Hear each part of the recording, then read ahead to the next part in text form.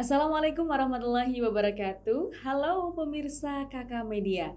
Program Mimbar Akademi kembali hadir menemani Anda bersama saya Silvi Nuriana.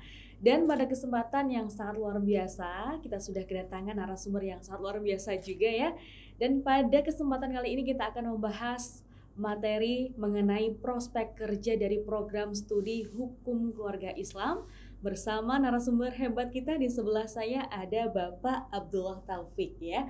Selamat datang Bapak di Selamat Kakak datang. Media. Ya, Iya. Kabar sehat ya. Bapak ya? Alhamdulillah sehat. Oke. Mungkin bisa disapa dulu pemirsa Kakak Media yang ada di rumah Bapak. Sumangga. Baik pemirsa Kakak Media yang berbahagia, mari kita menyimak uraian tentang prospek kerja dari lulusan Hukum Keluarga Islam di Fakultas Syariah YN Kediri. Iya. Dari Fakultas Syariah ya Pak kalau Ya, Hukum Keluarga Islam ini ya. Ya. Oke, dan mungkin bisa dijelaskan secara singkat Bapak, ini mengenai program studi Hukum Keluarga Islam. Kan mungkin ada beberapa sahib kampus ataupun mungkin pemirsa Kakak Media yang ini masih asing dengan Hukum Keluarga Islam, itu seperti apa pembahasannya gitu Bapak? Baik, terima kasih Sylvia. Jadi Hukum Keluarga Islam yang disingkat HKI ini merupakan salah satu prodi yang ada di Fakultas Syariah. Iya. Jadi Fakultas Syariah di YN Kediri ini kan memiliki 3 prodi, yaitu yang pertama HKI, yang kedua HES, Hukum Ekonomi Syariah, yang ketiga HTN, Hukum Tata Negara.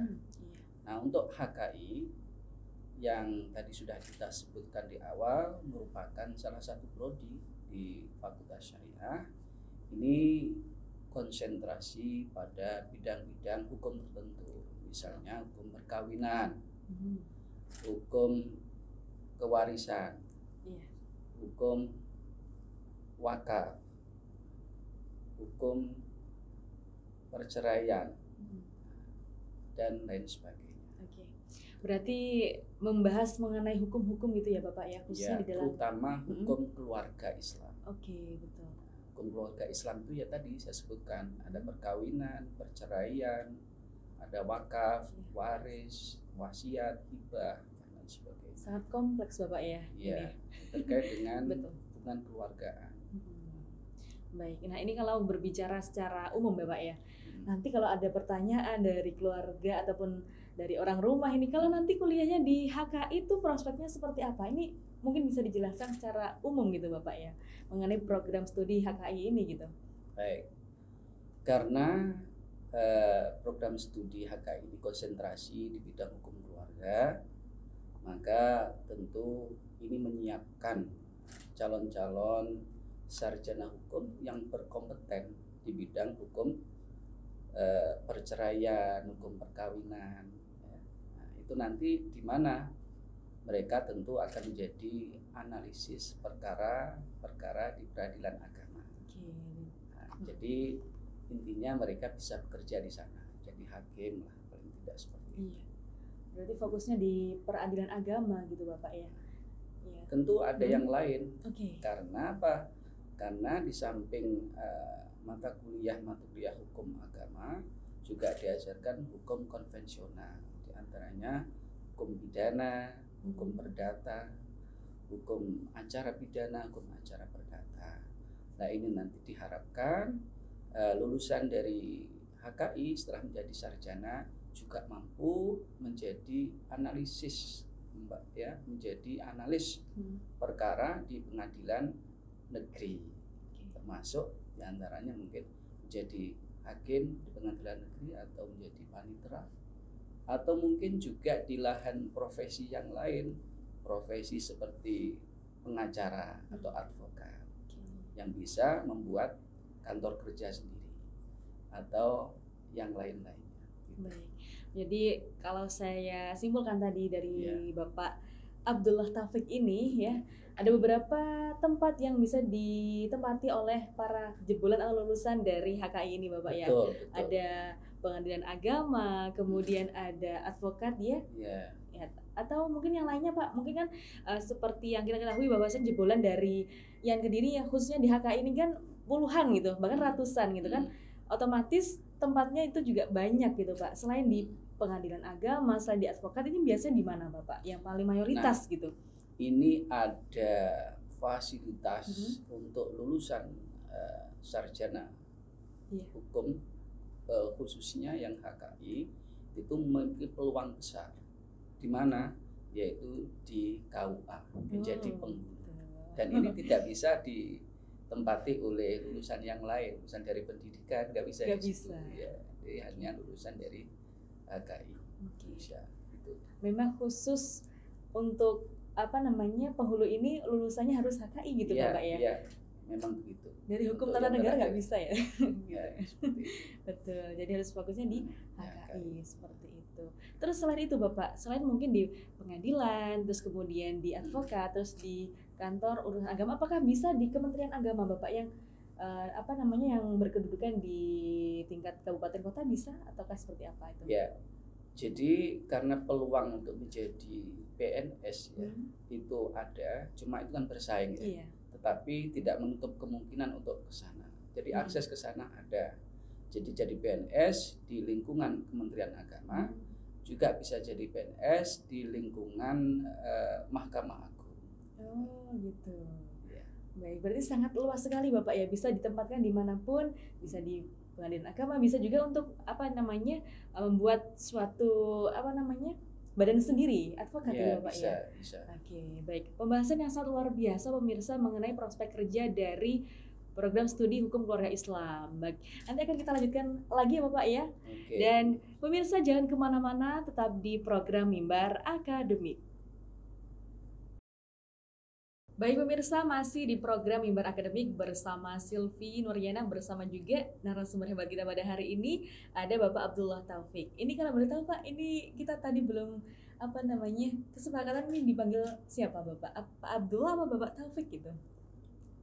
Silakan, itu nama lengkap Abdullah Taufik. Kalau nama panggilan Pak Abta. Biasanya sering dipanggil Pak. Oh iya, waduh. Ini adalah singkatan dari Pak Abdullah Taufik gitu ya? Iya betul, singkatan dari dua. Pak Abta gitu aja biar lebih ringkas gitu Bapak ya. Iya. Oke, Pak Abta tadi sudah menjelaskan pemirsa bahwasanya program HK itu seperti ini, prospeknya seperti ini, tapi secara umum Bapak ya. Oke, dan di segmen kali ini kita mungkin bisa untuk sharing Bapak mengenai pandangan dari Pak Abta ini mengenai dunia kerja khususnya di program studi hukum keluarga Islam. Ini seperti apa Bapak? Apakah terfokus hanya di dunia hukum saja atau bisa di luarnya Bapak? Semoga. Baik. Jadi memang kita ini dari hukum keluarga Islam itu memang ingin mempersiapkan sarjana-sarjana hukum yang memiliki kompeten di bidang hukum. Tentu kalau dilihat dari latar belakang itu, mereka itu nanti sebetulnya harapannya berkecimpung di dunia hukum. Tetapi yang namanya pekerjaan itu kan kita tidak bisa memprediksi ya. Betul. Nah, mau jadi apa nanti? Kita kadang-kadang sudah mempersiapkan sebaik mungkin, ternyata nasibnya pekerjaannya tidak sama dengan profil dari lulusan di sekolahnya dulu. Oleh karena itu ya untuk lapangan pekerjaan dari lulusan HKI di samping mungkin berkecimpung di bidang hukum gitu ya. Tetapi nanti kalau misalnya dia bekerja di lembaga instansi manapun, dia akan dibutuhkan dalam kajian-kajian hukum. Misalnya di pendidikan itu kan ada juga di bagian kajian legalnya, kajian-kajian tentang kebijakan-kebijakan. Kemudian di pemerintahan juga ada bagian-bagian hukumnya. Jadi masih banyaklah lapangan-lapangan yang bisa ditempati oleh lulusan-lulusan dari mahasiswa sarjana hukum. Betul, berarti selain di pengadilan agama tadi Bapak ya, di KUA, di Kementerian Agama juga bisa di instansi terkait. Bisa. Ya, seperti di pemerintah kabupaten misal juga boleh ya Pak ya. Bisa. Oke, berarti sangat luas gitu pemirsa. Baik, dan kalau menurut Bapak Abta ini sendiri ya Pak, apakah ada sih perbedaan mungkin dari zamannya Pak Abta dulu dengan zaman sekarang mengenai dunia kerja gitu Pak? Mungkin di masanya Pak Abta dulu seperti apa, mungkin bisa diceritakan Pak untuk masa dunia kerja dengan yang sekarang itu. Apakah ada perbedaan yang sangat signifikan Bapak gitu? Baik, kalau perbedaan jelas ada ya. Karena begini, bahwa orang bekerja itu yang dibutuhkan skill. Keterampilan. Nah, betul. Jadi skill zaman dahulu dengan sekarang itu sangat berbeda. Ya. Kalau dulu mungkin skillnya tradisional, untuk sekarang skillnya digital. Itu harus dipahami. Makanya kalau sekarang ini orang-orang yang tidak memahami digital maka akan ketinggalan. Bagaimanapun juga sekarang semua instansi-instansi menuntut adanya IT. Ya. Nah, sekarang saja ada di dunia pendidikan ada sarana elektronik ya, yang namanya e-learning dan lain sebagainya. Nah ini di pengadilan juga ada namanya e-court. Itu bagaimana Pak? e-court ya? Iya. Jadi pengadilan sudah menggunakan sistem elektronik. Jadi bisa tidak usah datang ke tempat pengadilan untuk mendaftarkan perkara, cukup melalui online, melalui aplikasinya pengadilan. Sudah ada. Itu skalanya nasional atau nasional itu Kediri saja? Nasional. Oh, nasional sebenarnya. Oh iya. Itu e-court Bapak ya? e-court. Itu apa itu Pak? e-court kalau boleh tahu. Jadi sistem elektronik di pengadilan. Oke.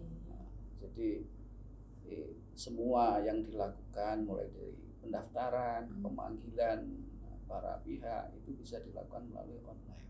Gitu ya. Sangat luar biasa. Ini kalau mungkin di zamannya Bapak Apta dulu mungkin belum ada seperti ini Bapak ya? Belum ada. Jadi dengan adanya pandemi kemarin itu sebetulnya ternyata membawa berkah. Jadi orang itu seolah-olah seperti dipaksa untuk memahami IT. Siapa yang ketinggalan IT ya susah nanti akhirnya untuk bersaing. Maka oleh karena itu sekarang skill-skill digital ini harus dikuasai oleh calon-calon sarjana, apalagi sarjana di HKI atau mungkin seluruh sarjana yang ada di kampus kita. Saya kira begitu. Iya, tapi betul Bapak, karena COVID-19 ini kita menjadi survive ataupun juga gimana ya, cara untuk mempertahankan diri dengan arus-arus teknologi gitu Bapak ya. Jadi luar biasa sekali HKI sekarang sudah menerapkan teknologi tertentu ya Bapak ya. Apalagi apabila ada apa Pak tadi Pak yang e-court ya namanya e-court ya. Itu dari court itu pengadilan. Ini itu elektronik. Jadi sistemnya elektronik. Yang meluncurkan dari pusat langsung. Iya, pusat langsung. Baik. Dan itu Bapak karena tadi kita tahu bahwasanya perbedaan yang sangat signifikan antara masa dulu dengan masa sekarang mengenai dunia pekerjaan ya. Bagaimana cara ataupun solusi agar mahasiswa ini dapat menghadapi perbedaan ini dengan maksimal Bapak? Di antaranya bahwa kita juga memberikan pelajaran kepada mahasiswa yang terkait dengan praktek pengenalan lapangan ya, PPL yang di pengadilan. Jadi di sana nanti mereka akan diberikan materi-materi tentang administrasi peradilan, kemudian materi-materi bagaimana melakukan persidangan di pengadilan. Sehingga dua hal itu barangkali untuk memperkuat mereka para calon-calon sarjana di HKI ini menjadi lulusan yang siap menghadapi persaingan kerja yang cukup berat ini ya. Iya, cukup berat dan luar biasa betul, Pak ya. Betul. Baik. Setiap tahunnya itu lulusannya puluhan ya, ratusan bahkan Pak ya. Iya. Harus bersaing dengan benar. Maksimal itu ya. Baik, dengan tadi ada upaya-upaya dari pihak prodi ya, ada PPL, ada pelatihan-pelatihan. Nah, selain itu Bapak mungkin bisa dijelaskan untuk fasilitas yang disediakan dari prodi untuk mendukung skill dari mahasiswa HK itu seperti apa Bapak? Baik. Tentunya dalam menghadapi tantangan yang begitu berat ya, ini prodi juga berusaha semaksimal mungkin untuk mempersiapkan fasilitas-fasilitas yang bisa nanti digunakan untuk menunjang kompetensi yang dimiliki oleh para mahasiswa. Di antaranya adalah kita memiliki lab peradilan Oh, Ya, kita iya. memiliki lab peradilan di HKI yang sudah jadi seperti desain persis seperti ruang peradilan. Bisa dilihat di sana. Wow, di mana ya Pak? Nanti mungkin teman-teman pengen ke sana Iya, yang HKI jadi itu. di ruang gedung Fakultas Syariah lantai 2 Oke. itu ada ruangan khusus untuk praktekum dari bidang-bidang kemahiran hukum. Iya. Itu satu di antaranya. Kemudian yang kedua, nanti mahasiswa juga akan ditunjukkan kepada tempat-tempat kantor-kantor hukum seperti advokat misalnya. Mereka di sana dilakukan untuk magang ya, magang atau disebut dengan PKH, pendidikan kekaryaan hukum. PKH gitu ya. Jadi apa? Jadi mereka nanti biar melihat secara langsung bagaimana praktek hukum di lapangan. Tentunya praktek di lapangan dengan teori kan berbeda ya. Sehingga di sana nanti tahu, setelah tahu mereka menjadi berpengalaman. Itu pada tingkat kedua. Pada tingkat berikut yang terakhir itu mereka PPL. PPL itu praktek pengenalan lapangan. Mereka diterjunkan di beberapa pengadilan, baik itu pengadilan agama ataupun pengadilan negeri di seluruh daerah Keresdenan Kediri dan di luar Kediri, yaitu di Sidoarjo, Surabaya, bahkan sampai ke Bangil, Ngawi, Magetan, Ponorogo, Madiun, sampai di sana. Itu yang memfasilitasi dari prodi Bapak ya, dari untuk prodi. Komunikasi dari sana gitu. Iya, dari prodi. Oke. Dan tadi saya pengen tahu dan ingin mengerti yang nomor satu tadi apa Bapak, fasilitasnya adalah seperti ruangan lab gitu ya? Iya, dibuatkan lab peradilan. Iya, lab peradilan itu mungkin syaratnya harus semester berapa atau mungkin seluruh mahasiswa dari HKI boleh masuk atau seperti apa Bapak persyaratannya untuk masuk di dalam ruangan itu? Untuk lab peradilan ini kan untuk memperkuat mata kuliah praktikum. Iya. Jadi misalnya ada mata kuliah kemahiran hukum, ada mata kuliah hukum acara, pidana atau perdata, ataupun pengadilan agama, itu nanti dosen diberi kesempatan untuk melakukan praktikum di sana. Jadi semester berapa itu tergantung dosennya. Nah, mulai semester 3 dan seterusnya bisa melakukan di situ. Karena mungkin di semester 1, 2 ini masih dasar, masih pengenalan teori dasar. Gitu Bapak ya. Betul. Nanti untuk teknisnya seperti apa di semester 3 sudah mulai praktik gitu. Oke, dan ini pembahasan yang sangat luar biasa juga Bapak. Nanti kita akan lanjutkan di segmen berikutnya pemirsa, dan jangan kemana-mana, tetap di program Mimbar Akademik. Baik pemirsa, masih di program Mimbar Akademik bersama Silvi, dan tadi sudah kita ngobrol bersama ya Bapak Abdullah Taufik atau Pak Apta ya. Lebih singkat dan jelas Pak ya, Pak Apta gitu. Dan tadi sudah diuraikan bagaimana jurusan HKI itu, bagaimana prospeknya. Dan ini Bapak, apakah di jurusan HKI atau Hukum Keluarga Islam ini ada penjurusan ataupun mungkin konsentrasi tertentu gitu Pak? Jadi begini, Silvi, bahwa Fakultas Syariah dan Hukum yang ada di lingkungan perguruan tinggi agama Islam seperti di UIN atau di IAIN ini agak berbeda dengan Fakultas Hukum yang ada di perguruan tinggi umum. Kalau di perguruan tinggi umum, Fakultas Syariah, prodinya ilmu hukum. Jadi sudah selesai. Konsentrasinya nanti bisa konsentrasi ke perdata, pidana, HTN dan lain sebagainya. Tetapi untuk di perguruan tinggi keagamaan Islam seperti misalnya di Fakultas Syariah, nah itu ada prodi-prodi seperti prodi kalau di tempat kita ya, yang Kediri ini ada 3 prodi di Fakultas Syariah itu. Jadi sudah kita sebutkan prodi HKI, HES dan HTN. Nah, bagaimana? Apakah di HKI ada penjurusan lagi? Ya sudah nggak ada. Nggak ada, sudah ya. Nggak ada, sudah selesai. Itu, gitu. Jadi satu prodi HKI itu ruang lingkupnya adalah hukum keluarga, konsultasi di bidang perkawinan, perceraian, kemudian kewarisan, kemudian wakaf, wasiat, hibah. Jadi mahasiswa nanti pada saat menulis skripsi itu bisa memilih koridor-koridor tersebut, itu item-item tersebut kita sebutkan.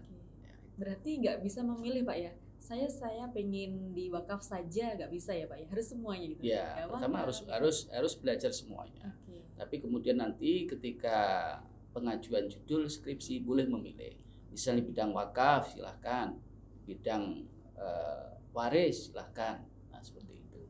Berarti harus dipelajari semuanya. Nanti ketika skripsi monggo gitu ya. Monggo ya, konsentrasinya pada penulisan skripsi.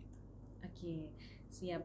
Pak, biasanya tuh kalau mahasiswa kan biasanya masih bingung ya mengenai potensi dirinya gitu. Nanti seumpama ada mahasiswa dari HKI atau Hukum Keluarga Islam yang pengen kerja di hakim tapi masih belum pede gitu. Itu apakah ada pengarahan tersendiri dari prodi HKI ini Bapak gitu? Jadi sebetulnya sudah kita jelaskan sejak awal. Pada saat mahasiswa masuk pertama kali ya di semester 1 itu kan ada istilahnya di prodi itu ada PTMB ya. PTMB. Atau kalau di tingkat institusi itu ada apa namanya? Sebenarnya PBAK gitu. PBAK. Oh, PBAK, pengenalan budaya kampus. Nah, di situ kan dijelaskan tentang keprodian. Jadi ketika Anda memilih prodi HKI, janganlah Anda bingung karena sudah tahu profilnya akan jadi apa. Maka kalau Anda nantinya ingin menentukan pilihan saya ingin jadi hakim, maka harus konsentrasi ilmu di bidang kehakiman. Apa? Mempelajari hukum perdata, hukum pidana, hukum perkawinan. Paling tidak dikuasai hukum material itu. Karena itu nanti yang akan menjadi kajian di situ. Di samping itu juga harus dipelajari hukum acaranya, biar tahu, karena beracara di pengadilan itu tidak lepas dari hukum acara itu. Jadi hukum acara perdata, hukum acara pidana, hukum acara pengadilan agama. Jadi sejak awal mahasiswa harus menentukan, kalau saya kepingin untuk menjadi advokat misalnya, maka keterampilan untuk menjadi advokat harus dipelajari sejak saat itu. Ketika masih semester 5, 6, 7 dan seterusnya. Dan alhamdulillah di Fakultas Syariah kita ini kita juga membuka pendidikan profesi. Itu seperti apa? Pendidikan profesi ini pendidikan yang menyiapkan calon-calon advokat. Namanya pendidikan khusus profesi advokat. PKPA. Jadi alhamdulillah setiap tahun kita sudah melaksanakan. Jadi lulusan syariah nanti itu bisa ikut pendidikan profesi itu selama 1 bulan. Kalau sudah mendapatkan sertifikat, maka kemudian ikut ujian secara nasional di bawah naungan satu organisasi. Kalau kita kerjasama dengan Peradi, Perhimpunan Advokat Indonesia. Kalau dia lulus, maka nanti dia sudah mendapatkan sertifikat lulus profesi. Kemudian disyaratkan lagi dia harus magang di sebuah kantor advokat. Kemudian setelah magang baru mengajukan sumpah untuk menjadi seorang advokat. Luar biasa sekali. Itu pendidikannya gratis Pak ya? 1 bulan? Bayar. Oh bayar. Itu berbayar. Oke, saya rasa gratis gitu, ternyata berbayar. Itu berapa Bayarnya Pak? Biaya pendidikannya 5 juta. Oh 5 juta 5 juta. Oke. Termasuk murah itu Pak ya, daripada 10 juta itu termasuk murah. Karena digunakan untuk seumur hidup. Oke, betul. Dan ini sangat menjanjikan sekali Bapak ya. Menjanjikan sekali. Aduh ya. 5 juta itu benefit ataupun keuntungannya apa saja Pak yang yang didapatkan mahasiswa gitu? Jadi 5 juta itu mereka nanti mendapat fasilitas pembelajaran dari narasumber nasional. Tingkat nasional. Dan kita alhamdulillah kerjasama dengan Dewan Pimpinan Nasional Peradi Pusat. Sehingga kemarin tuh kita adakan secara online, sehingga banyak narasumber yang kita ambil dari sana. Masuk Fauzia Siwa dan sebagainya. Keren banget ya Pak ya. Oke, dan Usut punya Usut nih Bapak ya? Iya. katanya program studi HKI ini kemarin barusan mendapat prestasi juara nasional apa gitu. Kira-kira apa Pak prestasi-prestasi dari HKI ini? Kayaknya mahasiswanya kemarin dapat juara apa namanya persidangan semua atau gimana itu Bapak? Itu ada beritanya yang sangat luar biasa loh Bapak. Itu gimana tuh? Jadi memang setiap tahun kita mengikutkan lomba kompetisi peradilan tingkat nasional. Ya, alhamdulillah kita juga dapat nominasi walaupun nggak nomor 1. Tapi kan tingkatannya nasional internasional Pak ya? Tingkat nasional. Oh gitu, nasional. Dan tahun depan itu akan diadakan lagi di Lampung. Di Lampung ya. Kalau tahun ini di mana tuh Bapak? Rencana tahun ini ya, tahun ini Lampung, tahun depannya di IAIN kita katanya. Wow, luar biasa ya. IAIN Kediri Bapak ya. Jadi tuan rumah. Rencana gitu, tuan rumah. Kita tunggu ya pemirsa ya. Gitu ya. Nanti bisa diliput. Oke, mantap, luar biasa. Nanti kita akan komunikasikan lagi gitu Bapak ya.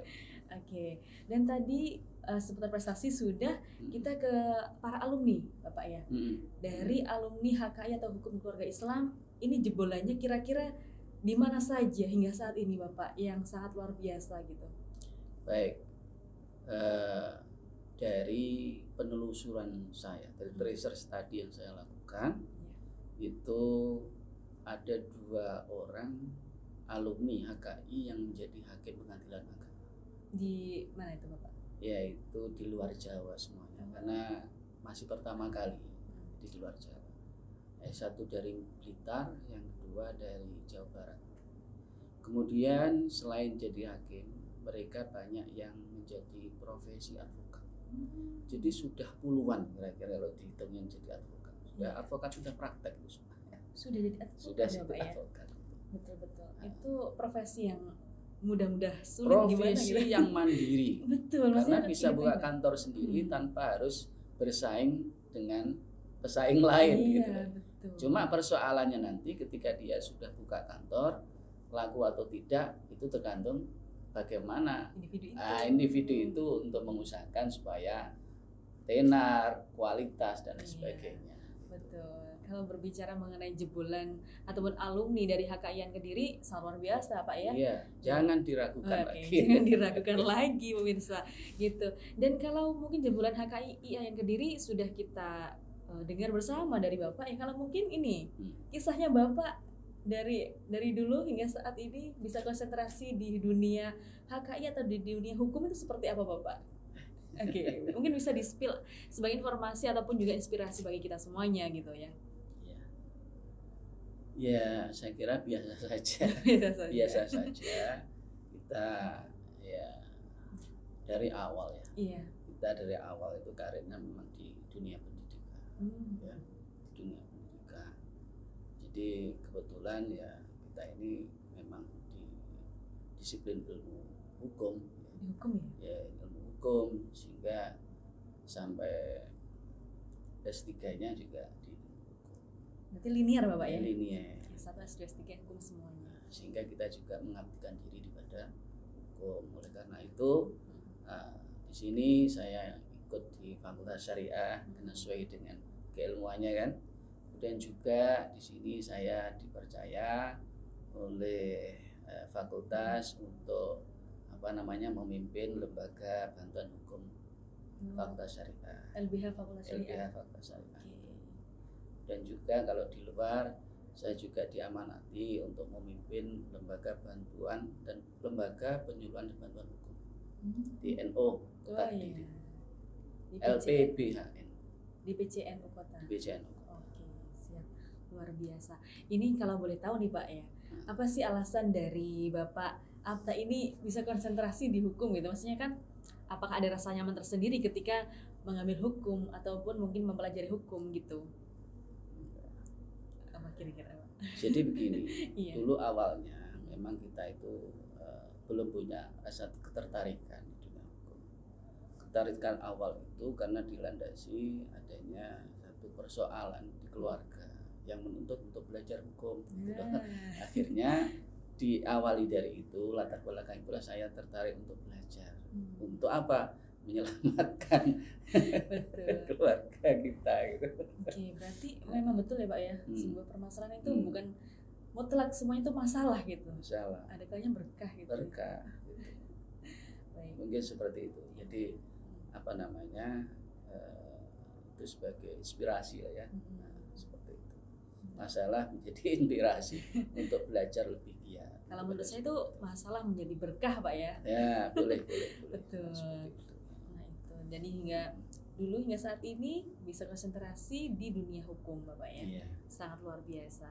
Baik, itulah tadi pemirsa ya mengenai kisah inspirasi dari Bapak Apta atau Bapak Abdullah Taufik, Kaprodi dari Hukum Keluarga Islam IAIN Kediri. Dan akan kita lanjutkan lagi setelah yang satu ini tetap di program Mimbar Akademik.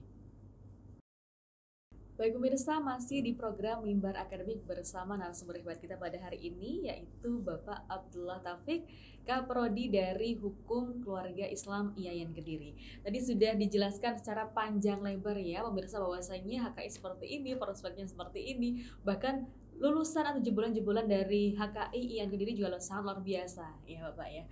Baik, di segmen terakhir kali ini Bapak mungkin ada pesan ataupun harapan bagi mahasiswa di IAIN Kediri khususnya di program studi Hukum Keluarga Islam. Semoga Bapak. Baik, harapan saya kepada semua mahasiswa di Fakultas Syariah, terutama yang ada di HKI, janganlah merasa bimbang, minder dan lain sebagainya dengan bersaing dengan lulusan hukum di perguruan tinggi yang lain, yaitu perguruan tinggi umum, karena Anda semuanya sarjana yang akan disiapkan dalam mengisi lembaga-lembaga yang ada di negara kita.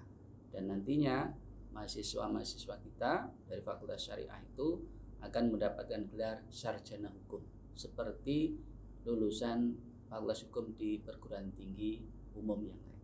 Oleh karena itu, harapan saya semua fasilitas yang diberikan di fakultas ini silahkan dimanfaatkan sebaik-baiknya.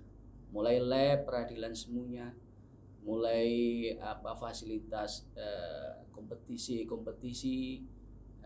baik itu kompetisi tingkat lokal ataupun nasional, terutama kompetisi peradilan, itu silahkan diikuti.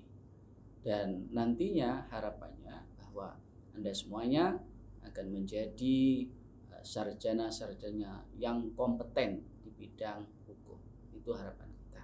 Dan akhirnya bisa mengisi lembaga-lembaga hukum, baik itu yang miliknya negara secara nasional maupun regional, baik itu juga yang merupakan profesi advokat, mediator, notaris dan lain sebagainya.